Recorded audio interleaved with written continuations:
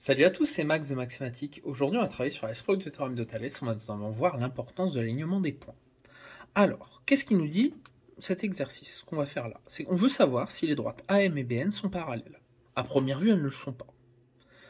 Mais cet exercice, il est pas si bête que ça en fin de compte, parce qu'il va nous permettre de voir quelque chose qui est important pour faire la réciproque du théorème de Thalès. Alors le théorème de Thalès, comme vous le savez tous, c'est si j'ai des points alignés dans un certain ordre et des rapports égaux, alors les droites sont parallèles. La réciproque du théorème de Thalès, ça va être l'inverse en fait. C'est si j'ai des points alignés dans un certain ordre et si j'ai des rapports égaux, alors mes droites sont parallèles.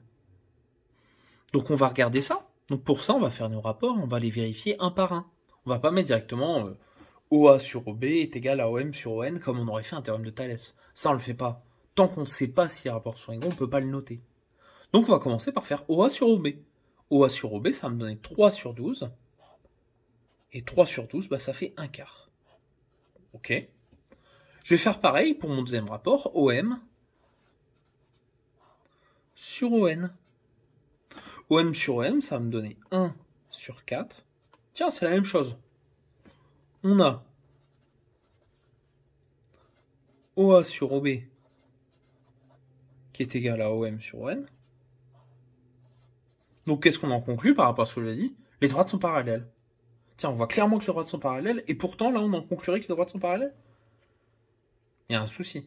Et le souci, c'est comme je vous ai dit, on n'a pas commencé par vérifier si les points étaient bien alignés dans le même ordre.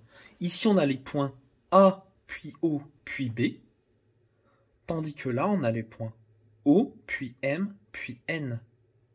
Alors que normalement, si on voulait faire notre exercice, si on voulait avoir une réciproque de Thalès à peu près potable, on aurait dû avoir notre point M qui se trouve là quelque part. Par exemple ici, je sais pas. Plutôt que ici. Et là, on aurait nos points alignés dans le même ordre. A, puis O, puis B.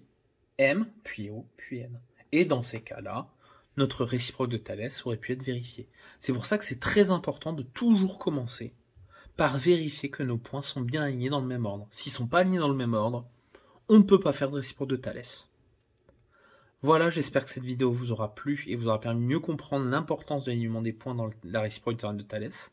N'hésitez pas à vous abonner pour voir toutes mes autres vidéos sur la réciproque de Thalès, ainsi que celle de niveau 3e. Allez, ciao!